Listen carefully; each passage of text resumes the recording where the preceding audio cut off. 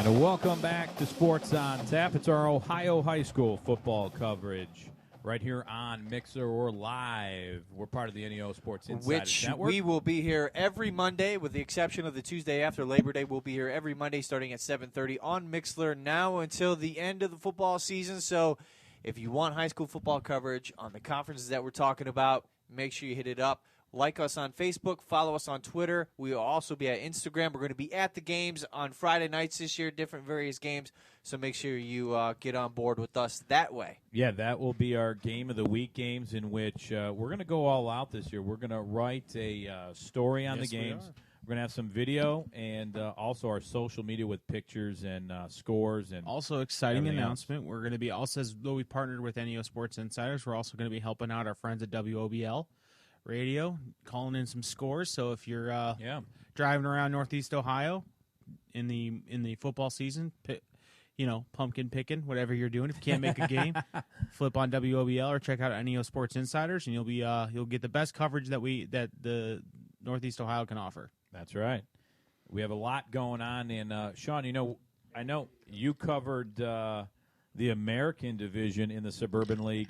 And we're also going to cover the Suburban League, the national division, in which we're getting Ed Dick on the phone right now, who he's going to go through, their standings, the players and teams. But, you look at to the 2015 standings, Aurora led the American division at 5-1 in conference, 9-1 overall. Then you have Copley at 5-1, 9-1. So they both were right at the top. Highland was at 4-2 in conference, 6-4 overall.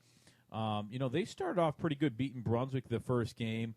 But the American division, when you look at it, was just really tough. Barberton 3-3, 7-3. Then Kent Roosevelt 2-4, 4-6. You have Talmadge at 2-4, 2-8. And then Revere at the bottom, 0-6 in conference, 3-7 overall. So they won their non-conference games, but in conference was tough for them. Yeah, the American division is really separated into two tiers. Aurora, Copley, Barberton, and Highland are that first tier, and then Kent, Roosevelt, Talmadge, and Revere are the second tier.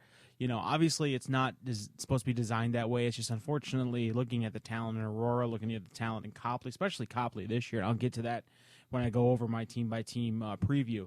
But, there's just a lot of talent on those teams, and they tend to dominate. That's the way that the American division, at least last year, was set up. Is you knew towards the end of the season that Aurora and Copley were going to be the top two teams. Barberton showed flashes. The Magic showed flashes last year, but unfortunately, they got snake bit by injury. They just couldn't overcome some deficits. They got smoked in a couple of games. And then Highland. Highland to me is a wild card. Last year they had a really good season. This year, you don't know what you're going to get out of them because they're a young team. So they could be good, they could be bad.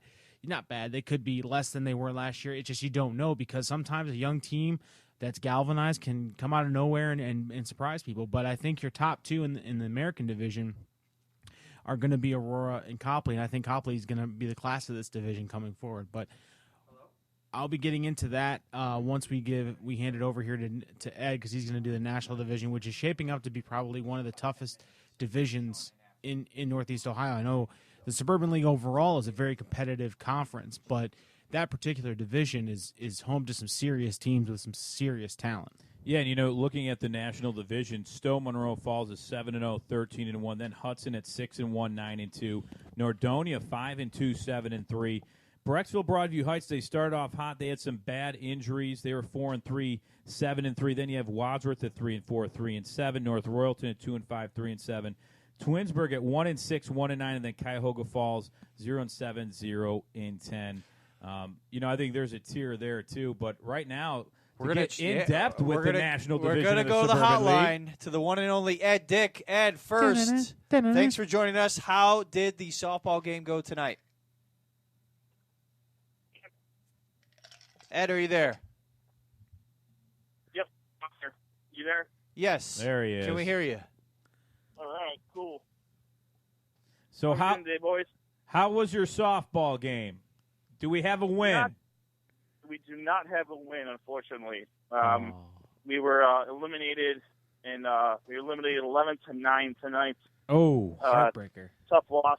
We played a team that was had scored a lot of runs over the course of the year, and we held them to 11 runs over 7 innings, and unfortunately we weren't able to get the big hit what we needed to, and now we're sitting at our sponsor. Which probably Yeah, isn't bad. You're sitting at your sponsor right now, looking over your Suburban League National Division right now. Of course, yeah. I actually just walked outside because the rest of my teammates didn't believe that I was doing this. Well, we always appreciate it. You do a great job. So take it away.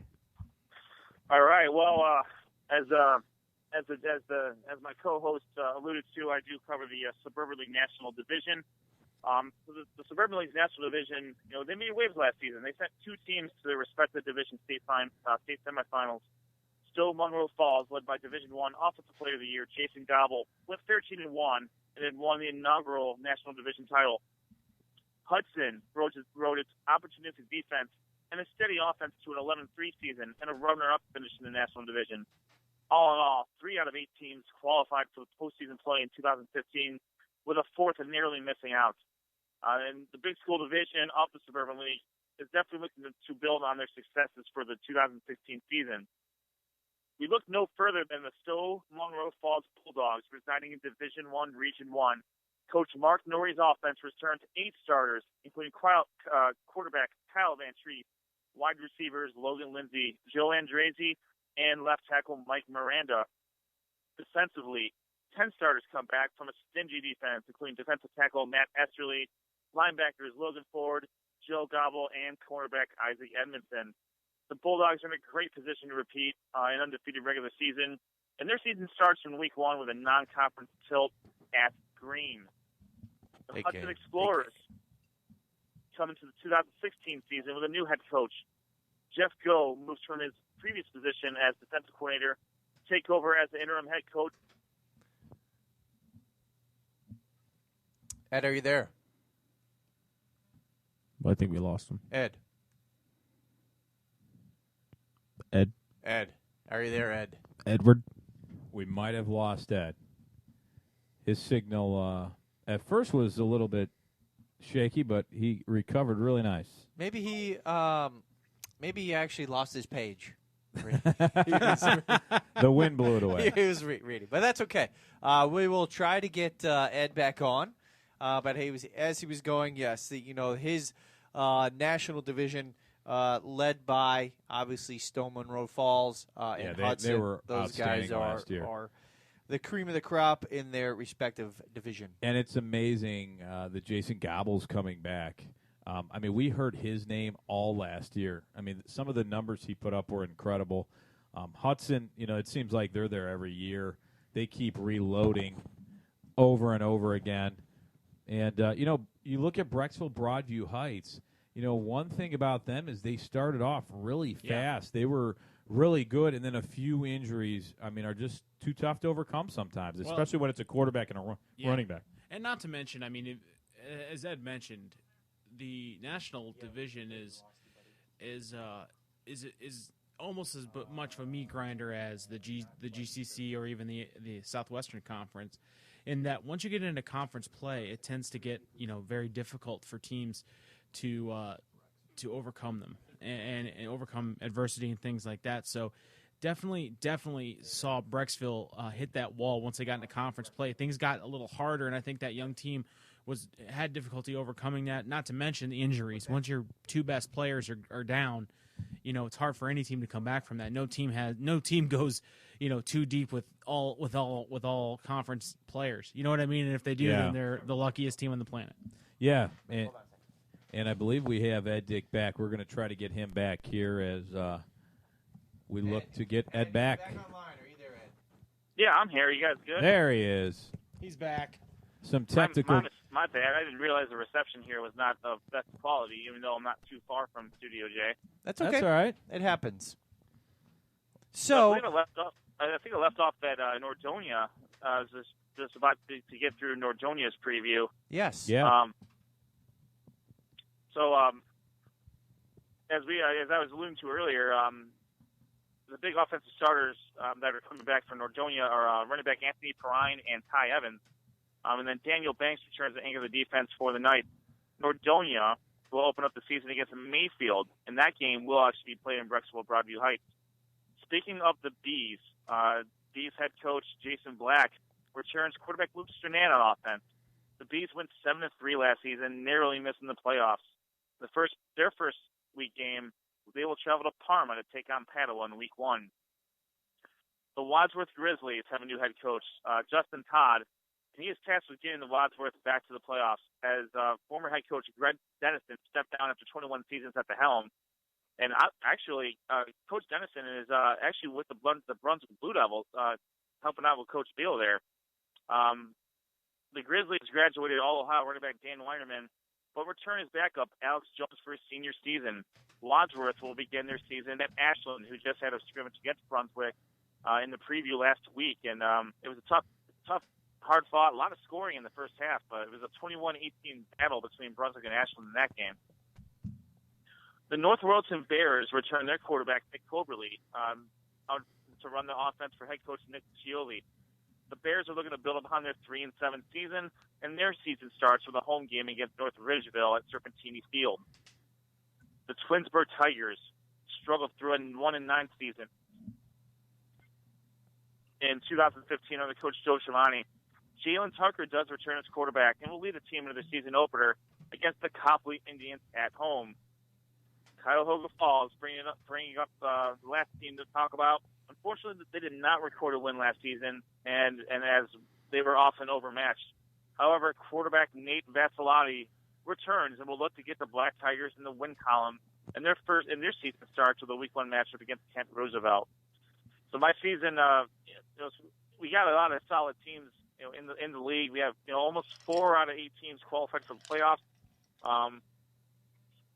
When you have a quarter of your league goes to the state semifinals in its first season, you got a lot going.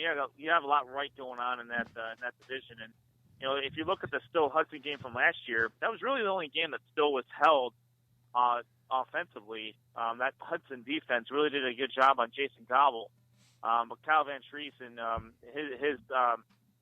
his receivers were able to assist in that matter, as well as the Stowe defense. So I would expect in the early outlook to see Stowe and Hudson battling it out again for the first place prize in the Suburban League National Division. Brecksville is always tough, and Nordonia is always tough, and they have a really good running game coming back from Perrine and Evan. Them two both put up very good numbers last year as juniors, and work as really good complements to one another. So I look for big things out of Nordonia this year as well. In my spotlight, I don't know if we've gone over the spotlights for each of our divisions, but I do have mine. So the National Division Spotlight game of Week 1 will feature 2 playoff teams in Division 2, as I will cover more specifically the Nordonia Knights taking on the Mayfield Wildcats at Brecksville. Whoa! Week 1. Nice. That's a huge game. It is you're absolutely right. I mean, and these are 2 teams that are definitely familiar with one another. They used to play each other back in some of the old conference days. They were both part of the Northeast Ohio Conference, and now they're obviously not involved. They're involved in different conferences now, but it's still a great rivalry, and the records always go out the window when these 2 teams play. All right, Ed. Well, we'll let you get back to your season-ending festivities. We appreciate the time calling in and talking about the Suburban League National Division. We'll talk to you next Monday. Thanks a lot for checking in, Ed. Absolutely. I appreciate you guys letting me do this, and hopefully have a great rest of the show. And this is a great week of high school football. I can't wait. And I know. If you guys haven't already talked about it, I will definitely be there on Friday for in a different capacity than you guys are. Yes, we will be at Brunswick. Highland at Brunswick. Yeah, Auto Mart Stadium. Ed will be coaching. We will be there coaching beside him in spirit. Yes. Hey, thanks a lot, Ed. Great stuff. Thanks, Ben. Thank you very much, guys. Have a great rest of the show. I'll talk to you guys next week. All right, All right. see ya. That's Ed Dick covering the National Division in the Suburban League. Great job there. We didn't give our spotlight games, but we'll give those later on in the show. Sure. Now, though, Let's kick it. and he has a huge smile on his face. He's raring to go. Because it's football season, baby. It's Ooh, Sean hot Duffy mic, in hot the mic. Suburban League American Division. Duffy, take it away. Well, boys and girls, the Suburban League American Division last year was kicked off with Aurora and Copley splitting the title, both setting at 9-1, and only losing one conference game. Starting off with Aurora, the Green Men are returning All-Ohio punter Gavin Blunt, along with Bubba Arcelanian, to a talented squad looking to defend their 2015 division title. Coach Bob Milhalik, I can't pronounce his name. Milhalik, yep. will also be starting a brand new quarterback in Michael Austin, who's replacing the now graduated and Ohio Northern player Nolan Sotka. Currently, Aurora is ranked 6th in Division II Region 5 and will open the 2016 campaign at home against Solon in a big, big matchup. After that, we have Copley. The Indians are primed for a huge 2016 season. You think? Yes, huge. Copley. Do you know why? Because they're Why? ranked number 2 in Division II Region 5, right behind Hudson. The return Coach Scott Shionard's squad. I swear to God, I get all the names that I can't pronounce. That's all right. Squad is returning You get chocolate milk after. They're returning all-world running back Weston Bridges, There who you go. last year had 1,620 yards rushing and 29 touchdowns. Holy Not to mention moly. starting quarterback Austin Brenner, who had 1,960 yards passing and 20 touchdowns. They are primed to make some serious offensive chocolate milk. There's a lot of really good players Yeah. coming back. Yep. Not to mention Suburban League is tough. yeah, on the defensive side, they have senior safety Jalen Doss, who's been their anchor on the defense for the last couple of years. All signs are pointing to Copley being a force not only in the American division, but guys in the region itself. Ooh. Everyone's picking Hudson to finish first, but don't be surprised if by the Yeah, end of the year Ed you're just seeing, did. I yeah. think we have a little American national rivalry between the two. I hate right to now. disagree with my colleague, and because he knows the stats better than I do, but if I'm a betting man first in the beginning of the year, which I don't bet on high school football because that's against the law, but I would put serious money on Copley having a great season. Serious potato chips. But serious Chocolate milk. Yeah. serious bitcoins. Yeah, there you go. Next on my list, I have Barberton. Barberton is one of those teams, again, as I mentioned when I was talking to Rob earlier, is in the top tier of this division. Last year, they were 7-3 overall. And, just kind of they ran into, I think, their first year being in a division and being in a conference, it was a pretty good outlook for them. Unfortunately, like I said, they are returning 14 starters to the squad. And we'll try to keep up with the Copleys and the Auroras, but it's going to be a little bit difficult with the talents on those teams. But I would look for Barberton to really continue their winning ways in the division and really kind of step up to the plate and become a better team and build off the success of last year. They will open their 2016 against Norton at home on Friday. My next team is the Kent Roosevelt Rough Riders. They're hoping to put a disappointing 2015 season behind them, only notching 2 wins in the division and 4 wins overall. Roosevelt will look to utilize an experienced team chock full of juniors and seniors to move out of the American Division basement. Now, the Rough Riders open the season at Cuyahoga Falls, which, given what Ed told us previously, you would think would be a nice way to start the season, given the fact that Cuyahoga Falls, was 0 in the season last year. But again, these two teams played last year, and it was a pretty decisive battle. It wasn't a blowout on either side. So I look for this game to be an interesting game overall.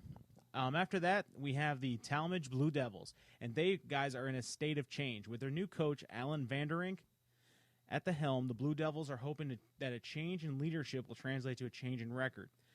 The Talmadge spent 2015 at the bottom of the American Division, and the Blue Devils hope to kick off the Vanderink era with a win at Ravenna this Friday night. And Revere, Revere is going to be tough. Revere Minutemen are grateful if the 2015 season is over. They only notched 2 wins on the year and no wins in the division. Basically, they won their out-of-conference games and were blanked a lot in the division. Revere will look to capitalize on an experienced squad. And again, last year they were pretty young going into the season, so hopefully some of that experience that they gained last year can pay dividends this year and be a little bit more competitive within the division. Revere Revere's also looking to rewrite the program history, and they will be opening up at home against friend of show, Coach Bizzoni and the Buckeye Bucks. That should be a fun game. Very, very interesting game. And last but not least, and the reason I saved this for last was because this is our spotlight game. This is our game of the week. The Highland Hornets, looking to continue a successful 2015 campaign in 2016. However, they're going to have to rely on a youth movement to do it. 6 seniors are returning and will allow a surge of underclassmen to show their talents and gain experience at the varsity level.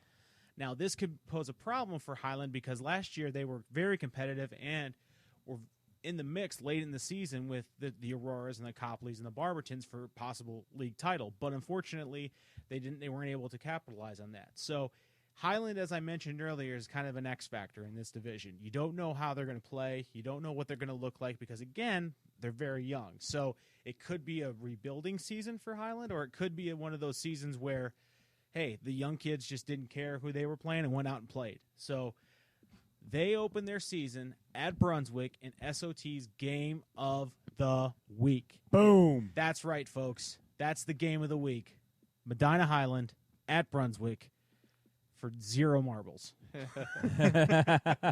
No, I think that game could tell us a lot about the year, too, especially, Brunswick last year. Actually, this game was on Fox Sports Ohio last year to start off the season. Not sure if they're doing this game again this year. I don't think they are. It was a Thursday night game that they played last year, wasn't it? Yeah, Highland opened up a new stadium last year. That's right.